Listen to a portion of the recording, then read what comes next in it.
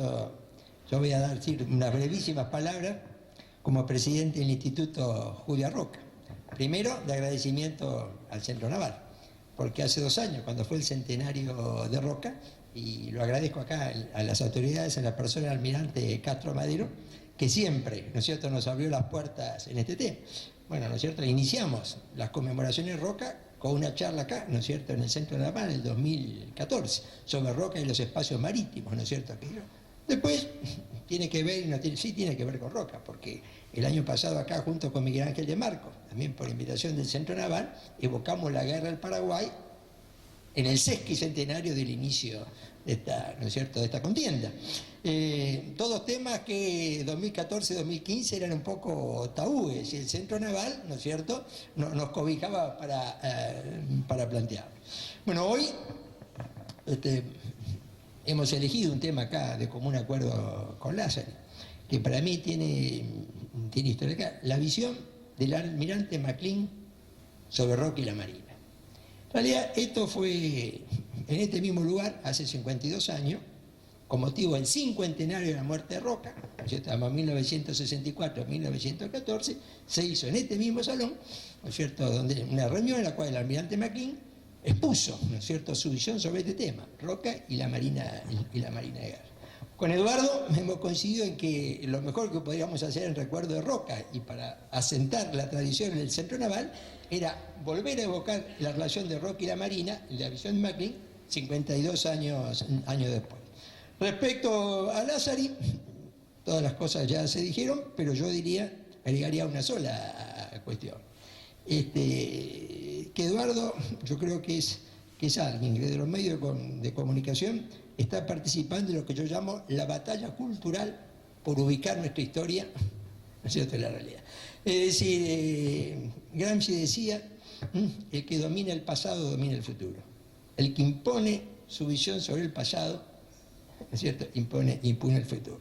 Y Eduardo es una persona que con mucha seriedad, con mucha eficacia, yo diría que incluso siguiendo la tradición histórica de Félix Luna, hacer amena la historia, está contribuyendo mucho en medios de comunicación importantes, televisión, radio, a dar una visión más verídica de la historia que la que hemos tenido desde el Estado en los últimos años. Muchas gracias.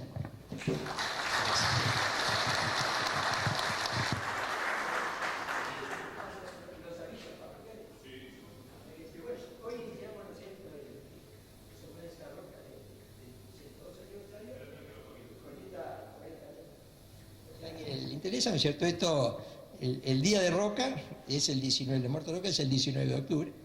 Acá hemos establecido la tradición, los 2 años anteriores, el momento un poco adverso, vamos al monumento, 7:30 de la mañana, flores y cantamos el himno. Es decir, eso fue algo que lo empezamos a hacer de manera cuando, ¿no es cierto?, en un momento donde, ubicando una hora que la seguimos manteniendo por tradición, para evitar que eso se transformara en un ¿no es cierto?, en un conflicto. A las 11, ¿no es cierto?, en el cementerio, en la bóveda de la familia Roca. A las 19, en el Club del Progreso, el ministro de Educación de la provincia de Buenos Aires, Eduardo Finocchiaro, va a hablar sobre Roca y la educación, porque ese es un tema central en la gestión de gobierno de Roca, ¿no es cierto? Y bueno, después a las 18:30 el 20, acá en el Círculo de Mitad a la Vuelta, se va a ejecutar lo que nosotros llamamos una retreta concierto. Es una composición donde se sigue toda la biografía de Roca a través de marchas militares. Y acá el Centro Naval de vuelta. En La Plata, el 24 en la delegación naval la delegación del Centro Naval en La Plata, se va a ejecutar la misma composición con la banda del Regimiento 7 Infantería de La Plata, de la cual Roca fue jefe de ese regimiento. Bueno, esas son las cosas. Van a ir surgiendo otras que vamos a ir comunicando. Muchas gracias.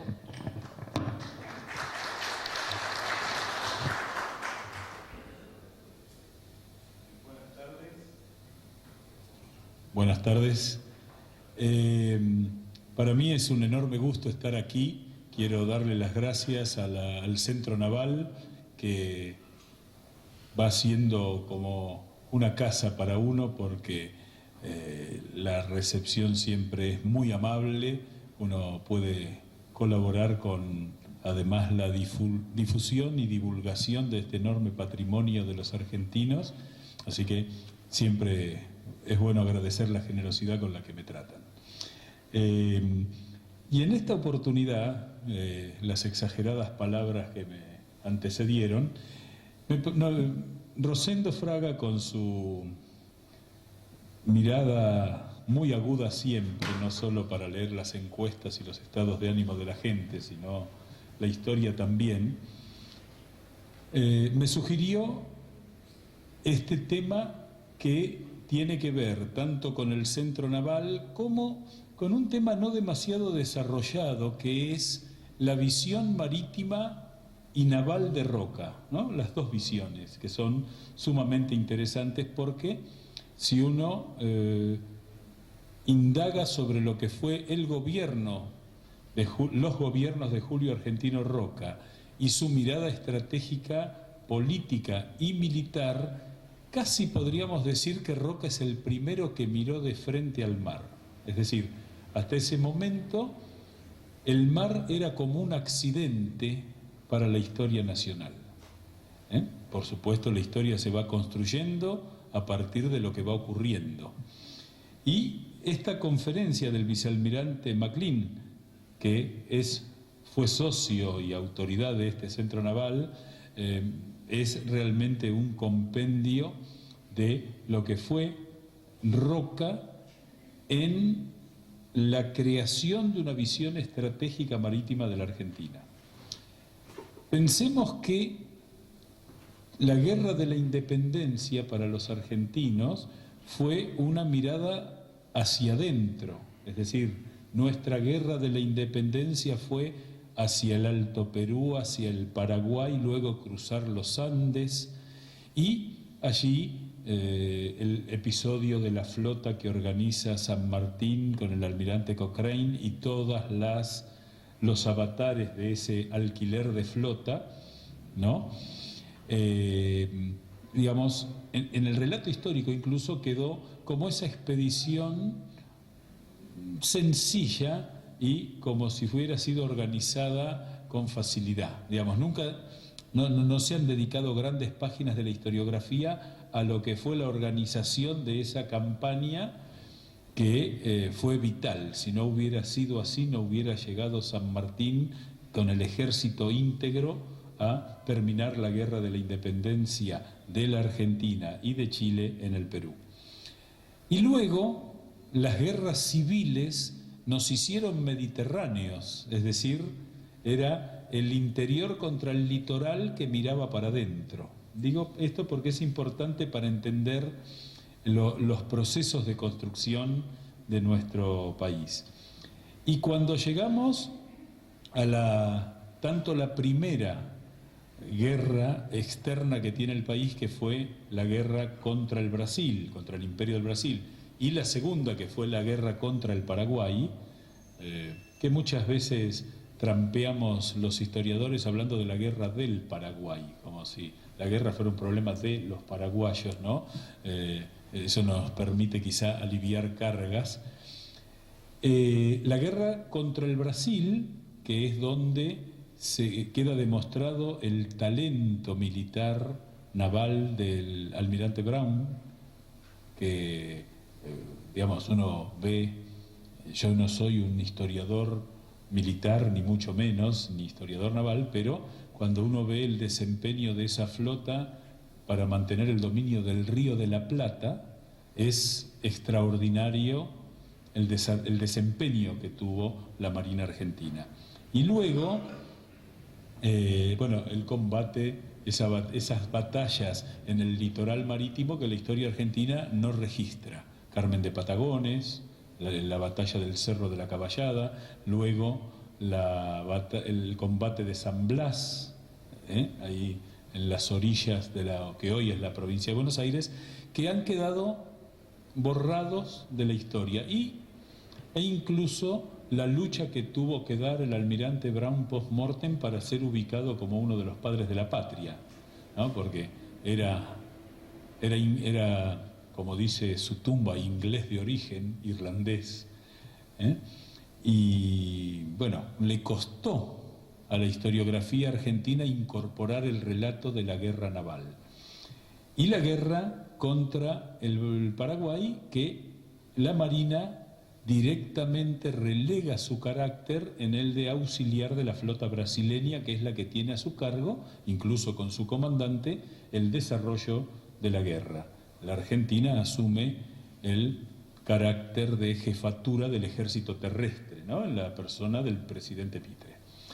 Entonces, cuando terminada esa guerra, o en vías de terminación esa guerra, Domingo Faustino Sarmiento adopta una posición contraria, de alguna manera, a la que sostenía el gobierno argentino anteriormente, que era plantear la desaparición del Paraguay como país, y Sarmiento se planta y dice, no, el Paraguay limitadamente en términos militares, perdiendo territorios, pero tiene que seguir existiendo. El riesgo de una guerra contra el Brasil hace que por primera vez la Argentina defina la necesidad de una marina profesional. Yo siempre, me asombro que cuando se habla de la tarea educativa de Sarmiento, se ignora la creación del Colegio Militar y de la Escuela Naval, que son dos instituciones educativas para, como decía Sarmiento, crear ingenieros para la guerra. Es decir, hacer científica esa guerra que tenía características épicas, razonablemente asentadas en la historia. Y Sarmiento toma la decisión de comprar una flota de guerra. La primera vez que la Argentina incorpora una flota de guerra, lo hace en la presidencia de Sarmiento. Tenemos aún hoy la gloriosa corbeta Uruguay, original de la flota de Sarmiento, que está aquí en Puerto Madero. El otro día me di una vuelta por ahí y le critiqué un poco, criticar es bastante sencillo, pero en el relato de la corbeta Uruguay, de la vida naval, le da mucha importancia a su carácter de nave antártica, y no tanto como de nave fundacional de la Marina Profesional Argentina, ¿no? Pero bueno, estos son los debates que es interesante dar, o que por lo menos son más amables. La cuestión es que esa flota, lo dice en el nombre de sus naves, Uruguay, Paraná, Los Andes, La Plata, están referidas a los ríos y al interior. Es decir, en una flota naval con su base en Zárate, con su taller de marina en Tigre, de clara orientación fluvial para mantener el dominio del Río de la Plata en caso de una guerra internacional. Y bueno, se aleja la perspectiva de la guerra contra el Brasil y en 1880 asume el primer presidente de un país que ya no tiene que fundar, sino que tiene que crecer, ¿no? Es decir, uno puede definir las presidencias de Urquiza y Derqui como presidencias organizadoras del país, y luego las tres fundacionales de la Argentina moderna, que son Mitre, Sarmiento y Avellaneda, y la exagerada comparación que hizo Rosendo respecto de Félix Luna. Félix Luna dice muy bien el desagrado por algunas decisiones que Roca tenía que tomar en su vida personal y que no le permitían ciertos deslices porque él ya era un presidente de un país normal, ¿no? De hecho, cuando él le plantea al arzobispo que quería separarse de su esposa, el arzobispo lo mira y le dice: si se separa de su mujer, tiene que renunciar a la presidencia porque un católico no se puede separar de su esposa. Y Roca le dice: pero ¿y Sarmiento? ¿Y pero quién le decía a Sarmiento que tenía que renunciar? Un poco esa situación en la cual ya Roca es un hombre que se dedica a hacer de la Argentina moderna. No tiene que fundar la Argentina de alguna manera, ¿no?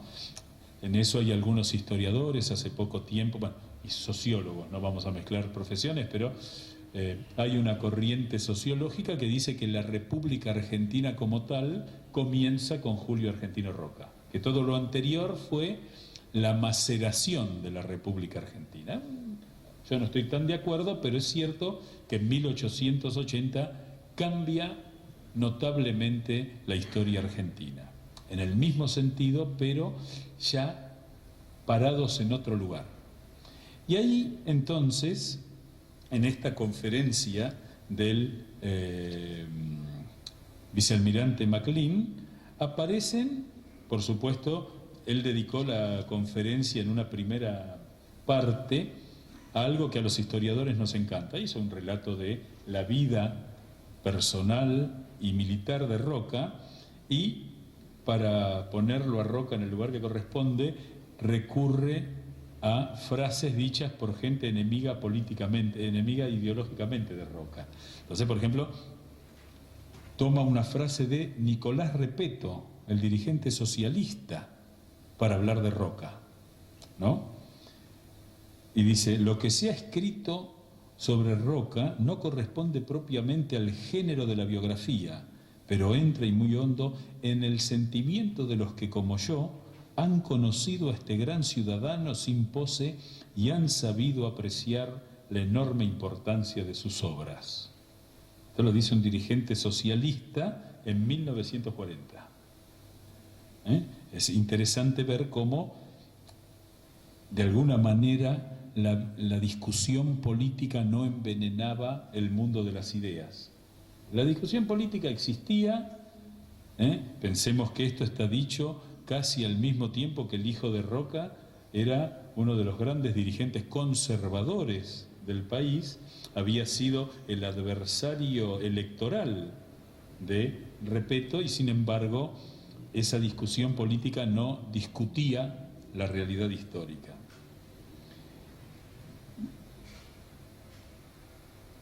Si nos inspiramos hoy en la sabiduría experimentada y prudente de este gobernante excepcional, encontraríamos solución a más de un problema y disiparía la inquietud que mantiene en los espíritus nuestra indecisión para retomar el camino de la verdad.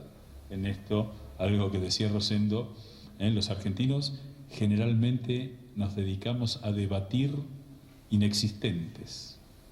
Eso es bastante, digamos, por ejemplo, aquí no le voy a hacer un homenaje al almirante Castro Madero, pero un dato que habla muy bien del general Roca es que era socio del Racing Club de Avellaneda.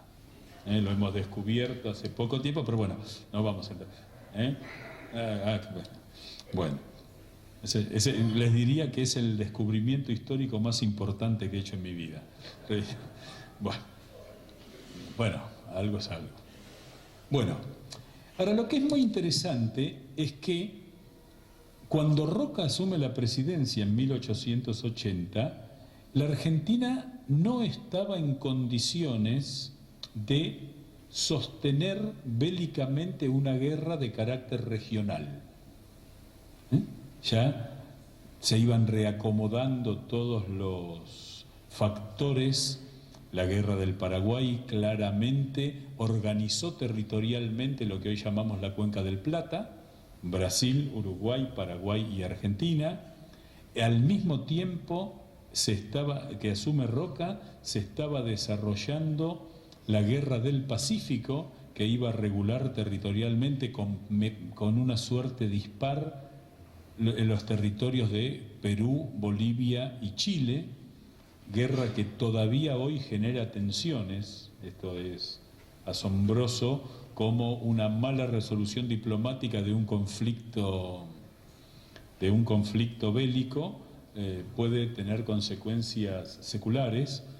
En eso hay que decir que la Argentina siempre tuvo una acción, digamos, una actitud gallarda frente a aquellos vencidos en una guerra, ¿no? No así, uno puede, el tema de, ustedes saben que la Marina de Chile sigue usando prácticamente como su buque ceremonial el Huáscar, que es un buque que el Perú pierde en la guerra y donde se hacen todas las ceremonias de la Marina de Guerra chilena, lo que mucha causa a los peruanos no les hace, ¿no? Digamos, es interesante porque también esto permite ver cuestiones. Y Roca, que fue el ejecutor de una decisión estratégica magnífica, que fue la decisión política de hacer la campaña al desierto, aprovechando que Chile no podía atender dos frentes al tener la guerra en el Pacífico, y la Argentina vinculada a lo más profundo de sus intereses nacionales, no participa de esa guerra, entonces aprovecha y toma posesión de la Patagonia. Roca ahí va a mostrar dos facetas que son fundamentales y que MacLean aborda, que es, por un lado, la idea de la paz. Esto es un dato muy interesante. Su discurso inaugural, él habla de que llegó para la Argentina el tiempo de la paz y la administración, que tiene que ver con los postulados liberales y positivistas que abundaron en el mundo en ese tiempo. Pensemos que la bandera brasileña, unos años después, pondrá orden y progreso, pero Roca pone la palabra paz, siendo un militar que había sido brillante en su carrera militar. Recordemos que llega a general, logrando todos sus ascensos en batalla, eso es de general a los 32 años. Entonces, él, digamos, siempre midió categóricamente el tema del poder militar y su carácter de persuasión, no su carácter de uso. De hecho, se recuerdan en sus acciones anteriores la famosa batalla de Santa Rosa contra Arredondo, donde por medio de un ardid entró en el campamento enemigo de noche y los encontró a todos los soldados enemigos en pijama y sin derramar una gota de sangre. La anécdota, él manda hacer una suerte de maniquíes de palo en los cuales puso los distintos uniformes, varios vivac para que el fuego pegara sobre esas camisetas colgadas y todos los enemigos mirando y ellos yendo por atrás y entrando en el campamento enemigo. Y además Roca, que había aprendido de su llegada a Mendoza cuando fusila al enviado del gobernador de Mendoza, al que no le creyó por hacerle caso a sus hombres que le empezaron a hacer dudar, el famoso Cavituna, y después Roca jamás va a hacer un uso de la fuerza. De hecho, en esa batalla de Santa Rosa permite que se escape su compadre, que era Arredondo, y que muchos años después, cuando alguien le pregunta, ¿pero qué fue lo que pasó? Arredondo nunca lo dijo, ni yo tampoco, ¿no? Como para dejar claro, estas anécdotas son magníficamente relatadas por Félix Luna en ese gran libro que es Soy Roca. Cuando comienza, digamos, ese tiempo de la administración y de la paz, aquí el almirante MacLean habla del orden y la paz, es decir, reemplaza la palabra administración por orden, ¿no? Y aquí es donde esta comprensión de la importancia del poder naval hace que Roca se convierta en el estadista que piensa que nuestro país debe ser una potencia marítima. Por eso, si se estudian las leyes, decretos, ordenanzas, reglamentos y disposiciones que llevan su firma, son las piedras basales del edificio grandioso que es el instrumento de la grandeza de la nación, una marina de guerra poderosa y eficiente, ¿no? Es perfecta la frase. Ahí tenemos que decir que en los tiempos de Roca el ministerio era de guerra y marina, y que para la convicción general, la marina era el apéndice naval del ejército. De hecho, así había funcionado, proveyendo de alimentos y de provisiones al ejército en la campaña al desierto, donde es la primera campaña del ejército nacional apoyado por la marina. Esa visión costó mucho tiempo revertirla y es Roca como presidente quien va a cambiarla. Acá hace un dato muy interesante. Roca, San Martín y Sarmiento, los tres hombres que más hicieron por la Marina, en el sentido de entender el poder naval, son hombres de tierra adentro. Yo esto no lo había pensado nunca. San Martín Correntino, aunque ahora si ustedes aterrizan en el aeropuerto de Posadas, los misioneros se atribuyen que Corrientes en esa época no existía y era Misiones. Habiendo tan pocos problemas en la Argentina, ocuparnos de estas cosas, ustedes saben que es importante. Pero bueno, dejando de lado las ironías, Sarmiento, hombre de San Juan, y Roca, hombre de Tucumán. Es decir, Roca no es un hombre que entienda desde su vida la necesidad de una fuerza naval. Entonces, el cardenal Cisneros, yo lo busqué, el almirante en esta conferencia pone un insigne gobernante español que vestía púrpura cardenalicia. El cardenal Cisneros decía: no puede ser ningún ser poderoso en la tierra si no lo es por la mar. A partir de eso, Roca empieza a elaborar algo, y un detalle que es muy importante: Roca llega a la presidencia sin conocer el mar. Es decir, Roca jamás había visto el mar cuando el 12 de octubre de 1880 asume la presidencia de la República. Es interesante porque ahí es donde uno puede distinguir al hombre que simplemente se deja condicionar por la realidad de aquel hombre que tiene miras que van más allá.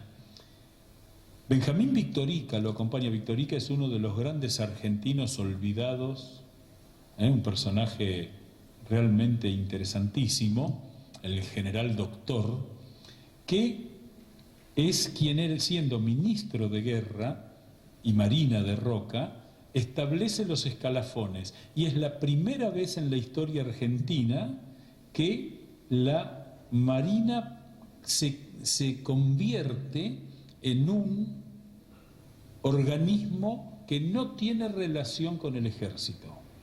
En el simple detalle de armar los escalafones de la Marina y del ejército, se los separa.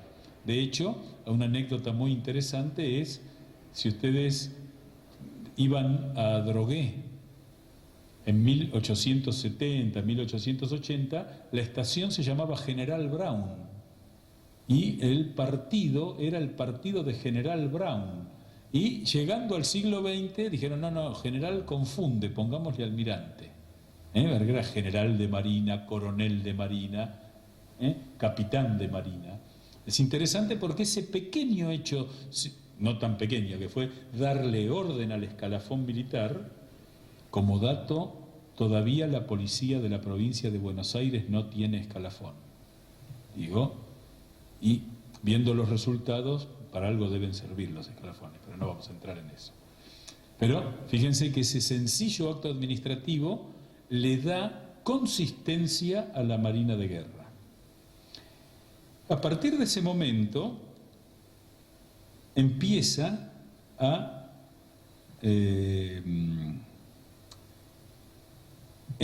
todo un desarrollo vinculado a lo que Roca tuvo claro como presidente argentino y como gobernante.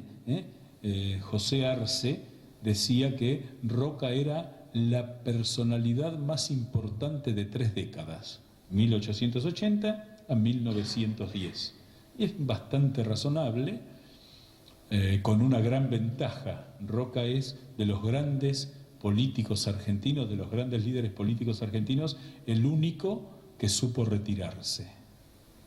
Cuando le proponen ser presidente en el 10, dijo: hijito, no solo nosotros nos cansamos de gobernar, también los gobernados se cansan de nosotros. Y no fue por una tercera presidencia, que no le era fácil, pero que como desafío le hubiera resultado interesante. La cuestión es que aquí descubrí una frase de Roca en un discurso. Fíjense que cuando Sarmiento crea el colegio militar y la escuela naval, claramente para él la escuela naval estaba subordinada al colegio. Es decir, en el mismo nombre que le da a las dos organizaciones educativas, marcaba una jerarquía que Roca equilibra en 1882 con los escalafones militares. Digo porque esto no es poco. En un discurso Roca dice, la Marina deberá ser autónoma o no será nada. Una frase de clara interpretación sanmartiniana, ¿no es cierto? Y entre 1880 y 1904, Roca logra que la Marina sea un par del ejército. Y entonces acá es donde se ve cómo una política llevada en trascendencia como política de Estado logra objetivos. Hoy casi parece una leyenda esto que yo estoy contando. Sin embargo, si uno va a la historia, piensen ustedes que en 1880 no tenía puerto Buenos Aires, la base naval de la flota argentina era el Zárate, y en 1904, que es cuando 24 años después termina su segunda presidencia Julio Argentino Roca, la Argentina poseía la base llamada en aquel tiempo el puerto militar, que era la base naval más importante de toda la región. No había ninguna otra marina capaz de incluir, de fondear toda su flota en una sola base naval, que además era autosuficiente porque tenía dique de carena, tenía sus arsenales e incluso tenía casa habitación para todos los integrantes de la Marina. No hay hasta hoy en Sudamérica ninguna flota que esté en esas condiciones, ¿no? Lo cual habla de, en tan poco tiempo, lo que se logra, ¿sí? Y ahí aparece otro detalle que es muy interesante. El 18 de enero de 1881 se crea la Jefatura del Estado Mayor Naval, que es el organismo del cual iba a depender la Marina, porque estaba el Ministerio de Guerra y Marina, que tenía dos comandancias generales, la Comandancia General de la Marina y la Comandancia General del Ejército, pero no tenía un Estado Mayor propio la Marina. Esto lo descubrí gracias a esta conferencia de hace 52 años. Y el otro tema es que por primera vez el presupuesto de la Marina es autónomo desde el Ejército. No quiero tocar un tema sensible porque si hoy tocamos el tema del presupuesto entraríamos en complicaciones, pero hasta ese momento había un solo presupuesto militar. Con la creación de la Jefatura de Estado Mayor Naval aparece un presupuesto propio para la Marina. Luego va a procederse a un cambio institucional muy importante que Roca prefigura en algunas cartas que escribe cuando, yendo en tren al Azul para de ahí ir hasta Curamalal, que era donde estaba el campamento de las tropas rumbo a Choel y Choel en la campaña del desierto. Una armada no se improvisa, sobre todo si, como sucede entre nosotros, no existe una Marina Nacional capaz de suministrar a una escuadra el personal competente. Es decir, ese concepto que durante 70 años había sido, cuando tenemos un conflicto bélico, contratemos barcos y contratemos tripulaciones, ya es un concepto que no existe, no es posible más. Por ello, estoy hablando del comandante del ejército que condujo a las tropas en la campaña del desierto. Por ello debemos concentrar nuestros mayores recursos en el fomento de la Marina, dotando la escuadra no solo de los buques y del personal que le faltan, sino de los buques mixtos que han de poner en comunicación continua los puertos de la Patagonia que derramarán en su trayecto la civilización y la vida a esas regiones. Roca no había llegado a Choel Choel y ya estaba pensando en el salto que él va a dar en el 80 y el 81, que es decir, mandar una expedición al Chubut, una expedición a Santa Cruz, una expedición a Tierra del Fuego y tomar toda la Patagonia, porque digamos, los argentinos solemos acomplejarnos cuando hacemos las cosas bien. Es decir, Roca llega a Choel Choel y dice: muchachos, sigamos adelante. Mientras no se aviven los chilenos, sigamos adelante. Recordemos que Adolfo Alsina, en una discusión en el Senado, dice: esperamos poder consolidar nuestra frontera en el río Colorado. Y de hecho, el gran argumento chileno sobre lo que significó la campaña del desierto como despojo es el mapa de la Confederación Argentina de 1857, que marca en el río Colorado toda la Patagonia como Chile.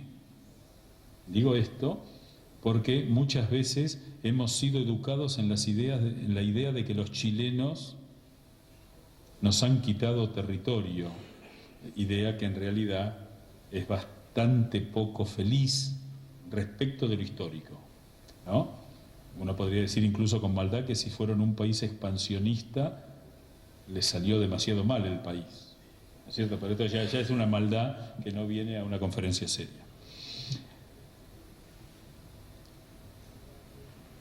Y aquí hace una consideración interesante porque participa la flota cuando, siendo presidente, forma la escuadra oceánica, que la ubica en Puerto Santa Cruz, un puerto muy amable para los argentinos desde siempre por la figura del comandante Luis Piedrabuena. Los jefes y soldados de los Andes, Uruguay, Cabo de Hornos, República, Constitución, Paraná, Torpedo y Cúter los estados que formaron esa división han cumplido con su deber, haciéndose dignos de la consideración de la nación. Era la primera campaña oceánica que hacía la flota argentina en su historia. Bueno, la cuestión, y lo dice con una frase que confirma lo que yo les decía: hace apenas un año no era conocido el poder marítimo de la República, pues sus buques habían permanecido encerrados dentro de los ríos. Es decir, ese encierro naval. Hoy tenemos una escuadra que ha probado ser capaz de sostener el dominio de sus mares desde el Plata hasta el Cabo de Hornos. Esto es contemporáneo al envío de la delegación diplomática a Chile para negociar el acuerdo de 1881 que estableció en el Cabo de Hornos el límite en el sur argentino con Chile.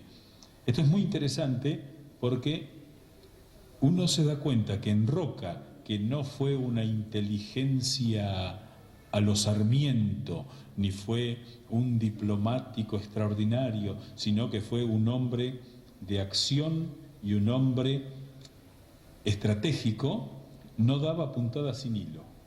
Cuando él dice llegamos hasta el Cabo de Hornos, la carta fue para que la leyeran del otro lado de la cordillera. ¿Vieron que ya podemos?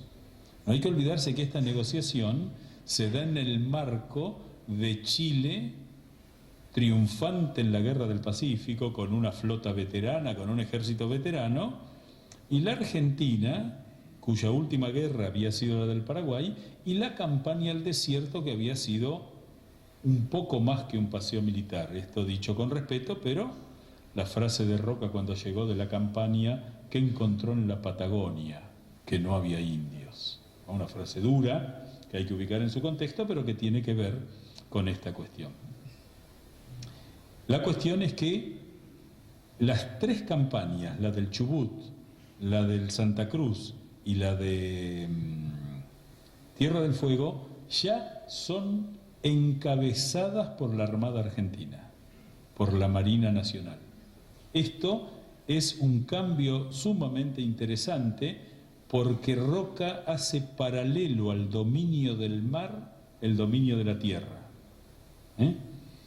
Y todo esto, digamos, encuentra en 1903 la cumbre cuando la Marina de Guerra es la que se hace cargo del rescate de la expedición de los suecos en la Antártida, y al regreso se toma posesión de la estación meteorológica de las Islas Órcadas, que hacen, o sea, ahí hay un dato que es muy importante y que no se destaca. Primero, que la Argentina es el país más antiguo en la Antártida, 40 años de ventaja sobre los Estados Unidos, y que eso es obra de la Marina de Guerra. ¿No es? Es decir, por supuesto como brazo ejecutor de una política del Estado Nacional, pero si no hubiera habido una marina en condiciones de navegar la Patagonia y de navegar la Antártida, esto hubiera sido un sueño. Bueno, ahí aparece una figura emblemática de la Marina de Guerra, ahora muy famosa, que es el Comodoro Luis Pi. Pero que no es famoso por sus hazañas marineras en estos tiempos.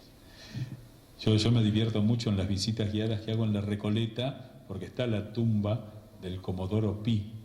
Y entonces uno tiene que explicar que Comodoro eran los capitanes de ese tiempo. Era la época en que estaban los escalafones mezclados, por decirlo de alguna manera, y además está él en un busto, y digo, bueno, ahí tienen al famoso Comodoro Pi, que no es solo una calle.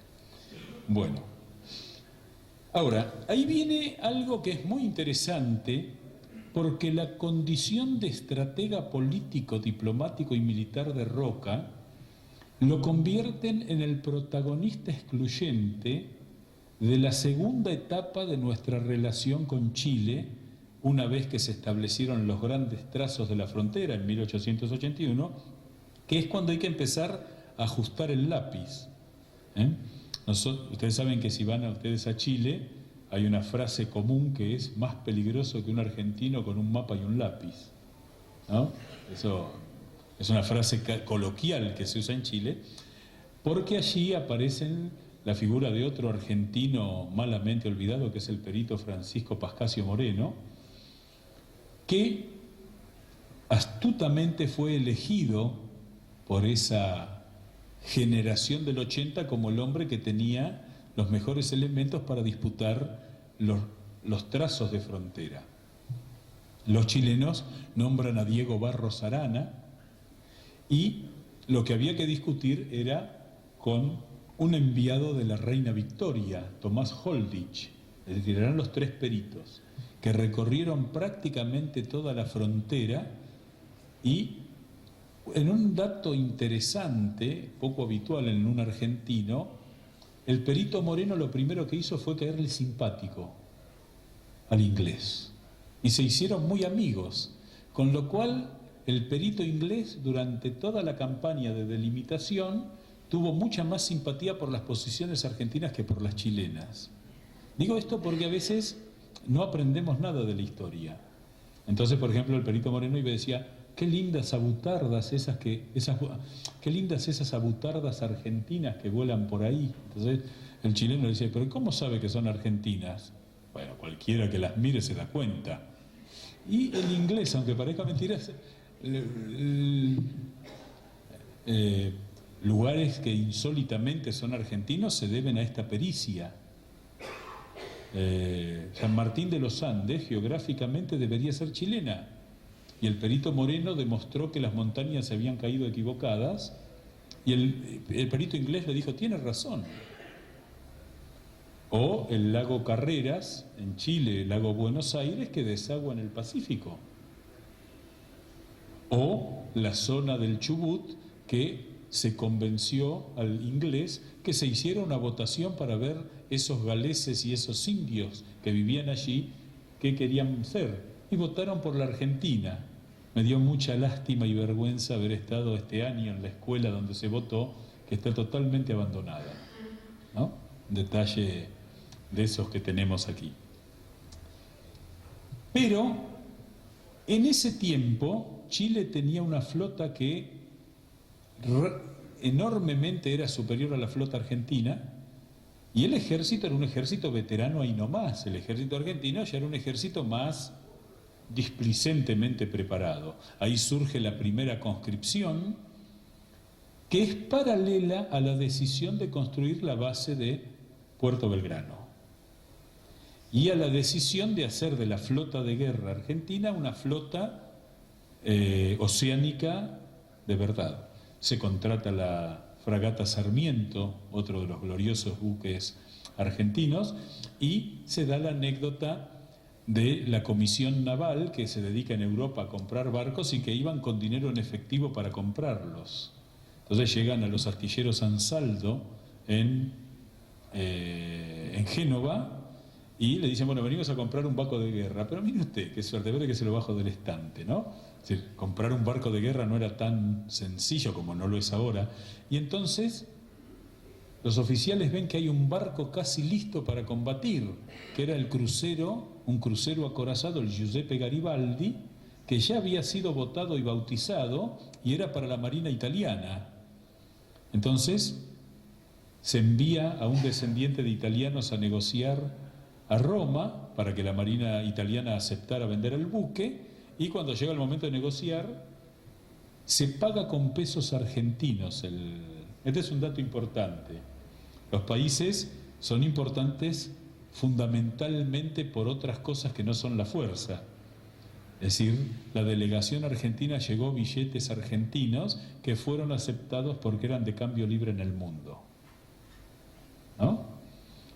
Entonces se le vendió el barco que la Marina italiana aceptó que fuera vendido a la Argentina por esa relación privilegiada que se iba generando a través de la inmigración, pero además porque fue en efectivo y porque la Argentina aceptó la condición de que se llamara Garibaldi.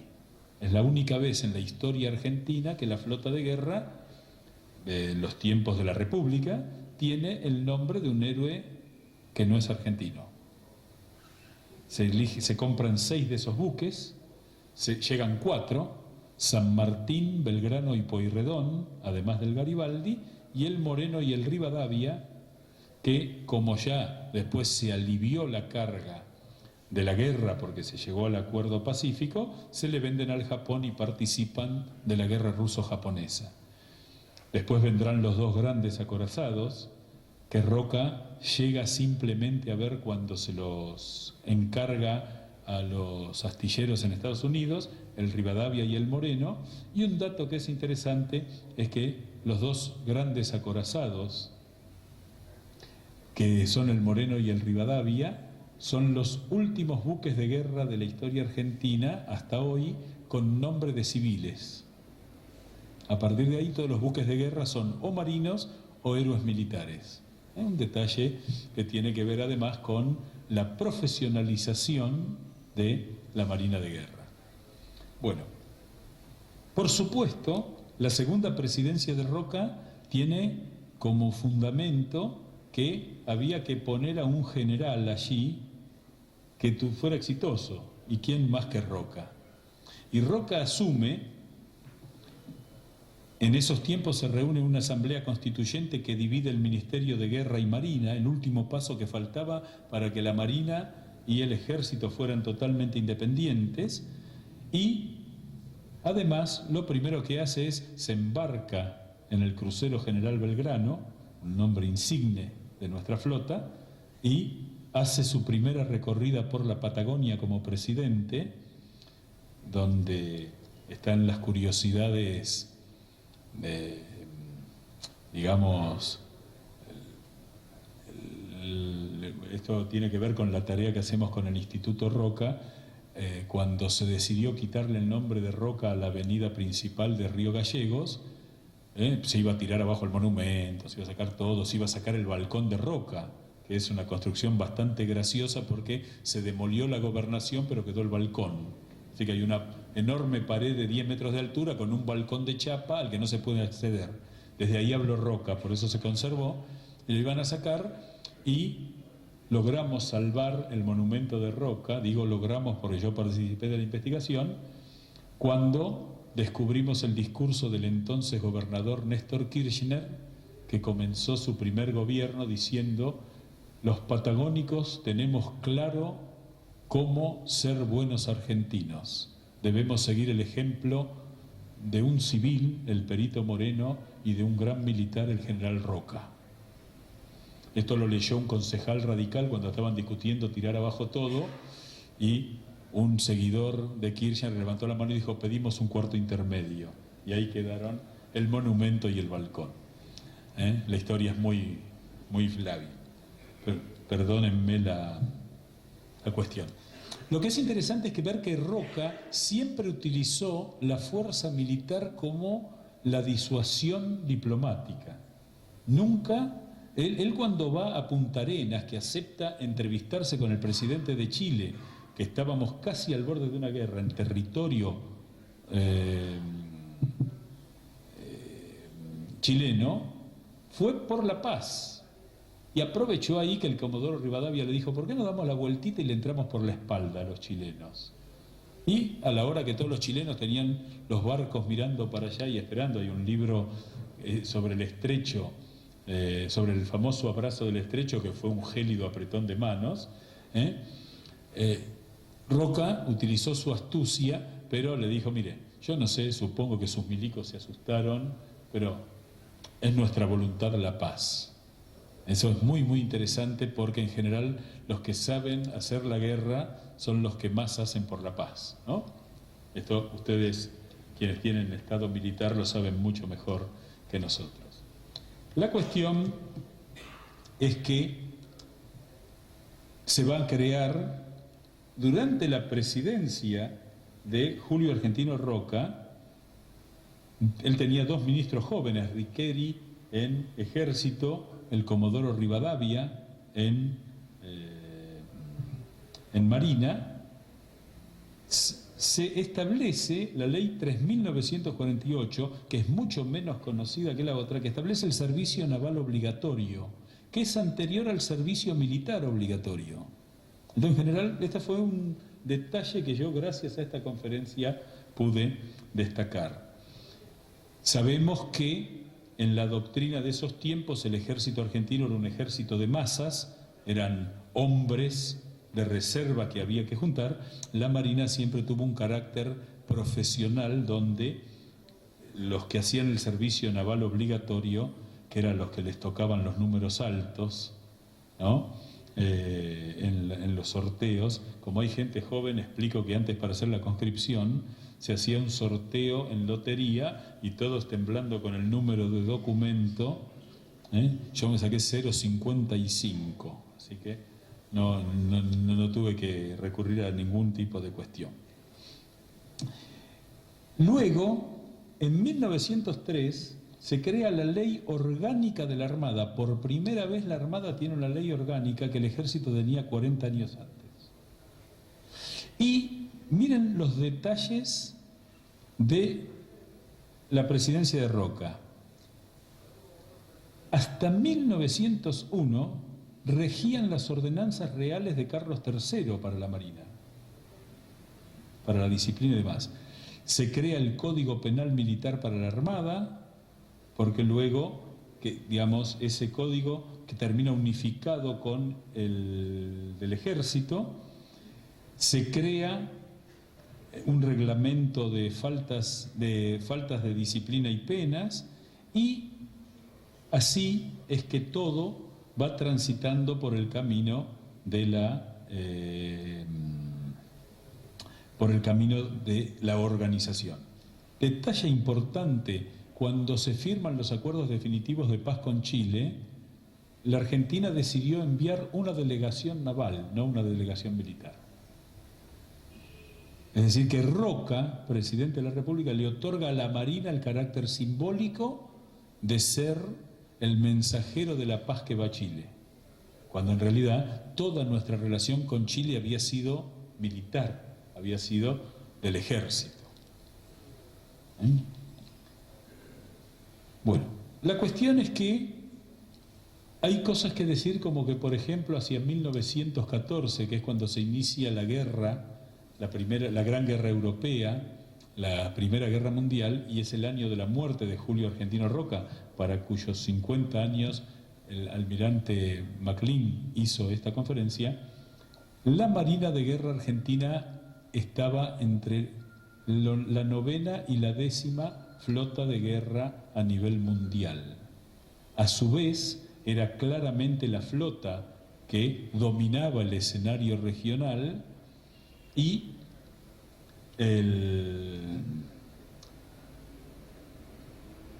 termino con lo que pide Maclean. Ha llegado la oportunidad de restañar una injusticia. Ningún buque de la Marina lleva el nombre de Roca.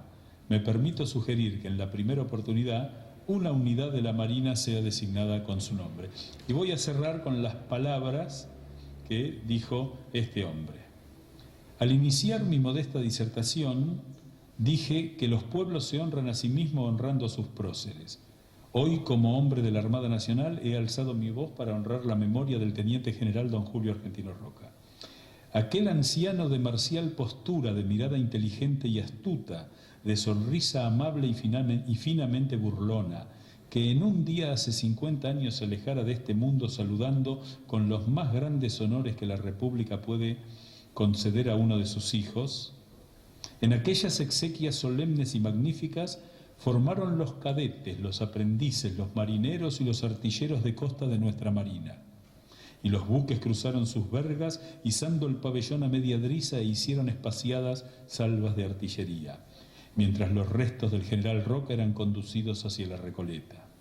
Eran los honores póstumos que rendía la Marina Nacional a aquel hombre mediterráneo por su cuna, terráqueo por su vocación, y que, sin embargo, cumplidamente había comprendido la importancia del mar y que tanto había hecho para que nuestra fuerza naval ocupara el lugar que por imperativo de la historia, de la geopolítica y de la técnica militar le correspondía, salvando con ello el honor y la paz de la República. Inclinemos nuestras frentes con respeto ante el hombre que cumplió la profecía de su propio destino y musitemos una oración de paz en homenaje a su memoria. Gracias.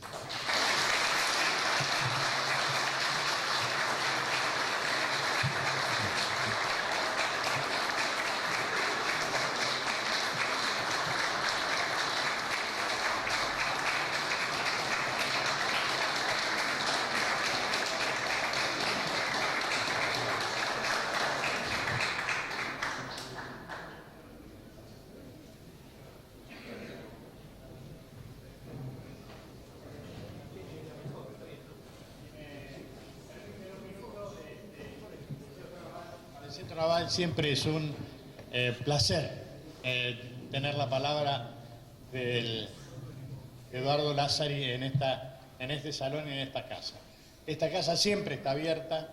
Yo agradezco muchísimo esta conferencia, agradezco al Instituto Roca y a su presidente la posibilidad de tener esta rememoranza de la conferencia del vicealmirante Maclean y nuevamente, ustedes un hombre de la casa, ya no es una visita, es un modesto recuerdo de esta conferencia. Muchas gracias. Muchísimas gracias.